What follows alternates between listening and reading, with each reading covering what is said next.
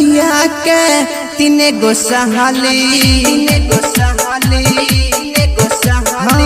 हमरा भैया के तीने गो सहाली जाय छे बारी छे के तारी आपस में कर लड़ाई हो। हमरा बोलाबे मजा दिलाबे लग जाय छे बंसवारी हो। हमरा बोलाबे मजा दिलाबे लग जाय छे बंसवारी हो। हमरा भैया के तीने गो सहाली जाय छे बारी छे के तारी आपस में कर लड़ाई हो। हमरा बोलाबे मजा दिलाबे लग जाय छे बंसवारी हो। हमरा बोलाबे मजा दिलाबे लग जाय छे बंसवारी हो। डीजे सनी बड़ सनी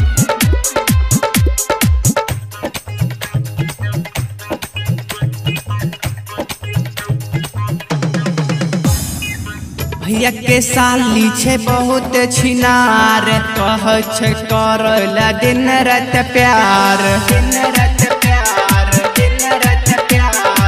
भैया के साली छे बहुत छिनार कह छे करला दिन रात प्यार। दूगो साली एगो घरवाली दूगो साली एगो घरवाली हमरा बोलाबे बैगन बारी में। हमरा बोलाबे मजा दिलाबे लग जाय छे बैगन बारी में रे। हमरा बोलाबे मजा दिलाबे लग जाय छे बंसवारी हो। डीजे शिवा बड़सम